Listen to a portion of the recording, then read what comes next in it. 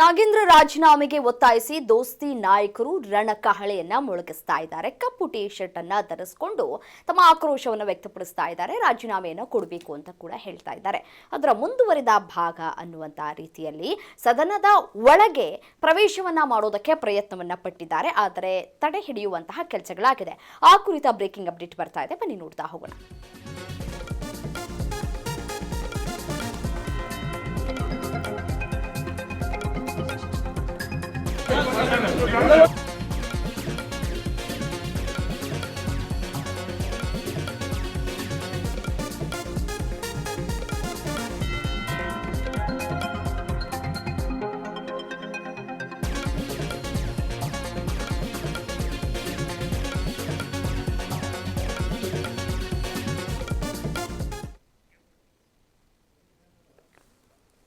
ನಾಗೇಂದ್ರ ರಾಜೀನಾಮೆಗೆ ಒತ್ತಾಯಿಸಿ ದೋಸ್ತಿ ರಣಕಹಳೆಯನ್ನ ಮೊಳಗಿಸ್ತಾ ಇದೆ. ಕಪ್ಪು ಟಿ ಶರ್ಟ್ ಅನ್ನ ಧರಿಸಿ ವಿಧಾನಸೌಧಕ್ಕೆ ಮೈತ್ರಿ ಪಡೆ ಆಗಮಿಸಿದೆ.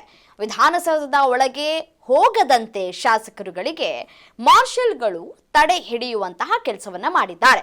ಕಪ್ಪು ಬಟ್ಟೆಯನ್ನ ಧರಿಸಿದ್ದಕ್ಕೆ ಒಳಗೆ ಹೋಗೋದಕ್ಕೆ ಅವಕಾಶವನ್ನ ನೀಡಿಲ್ಲ.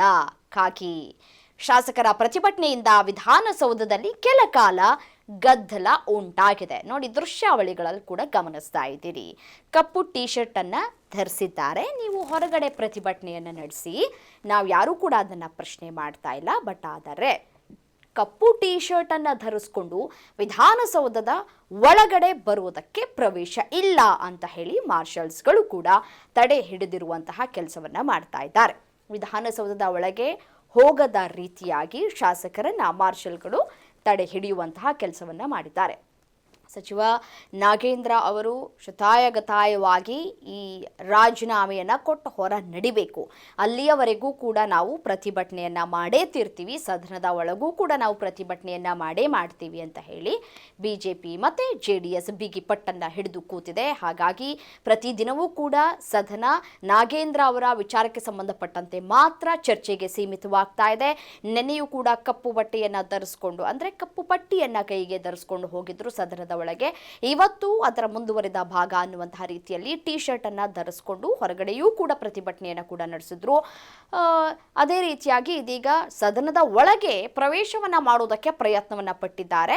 ಹಾಗಾಗಿ ಕಪ್ಪು ಪಟ್ಟಿಯನ್ನ ಧರಿಸ್ಕೊಂಡು ಒಳಗಡೆ ಬಂದ್ರೆ ಅದಕ್ಕೆ ನಮ್ಮ ಅಭ್ಯಂತರ ಇಲ್ಲ, ಆದರೆ ಟಿ ಶರ್ಟ್ ಅನ್ನ ಧರಿಸ್ಕೊಂಡು ಒಳಗಡೆ ಬರೋದಕ್ಕೆ ಪ್ರವೇಶ ಇಲ್ಲ ಅಂತ ಹೇಳಿ ತಡೆ ಹಿಡಿಯುವಂತಹ ಕೆಲಸವನ್ನ ಮಾಡಿದ್ದಾರೆ. ಟಿ ಶರ್ಟ್ ಅನ್ನ ತೆಗೆದು ಆನಂತರ ನೀವು ಒಳಗಡೆ ಬರಬಹುದು, ನಮ್ಮ ಅಭ್ಯಂತರ ಏನು ಇಲ್ಲ ಅಂತ ಹೇಳಿ ಖಾಕಿ ಪಡೆ ತಡೆಯುವಂತಹ ಕೆಲಸವನ್ನ ಮಾಡಿದೆ. ಕೆಲ ಕಾಲ ಒಂದು 5-10 ನಿಮಿಷದ ಕಾಲ ಇದು ಮುಗಿಯುವಂತಹ ಲಕ್ಷಣಗಳು ಕಾಣಸಿಕ್ಕಿಲ್ಲ. ಸೊ ಹಾಗಾಗಿ ಇದು ಮುಂದುವರಿಯುವಂತಹ ಲಕ್ಷಣಗಳು ಕೂಡ ಕಾಣಸಿಗ್ತಾ ಇದೆ.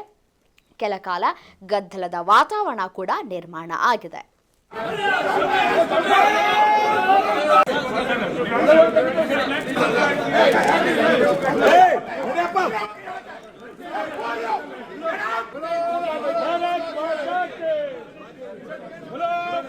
माता के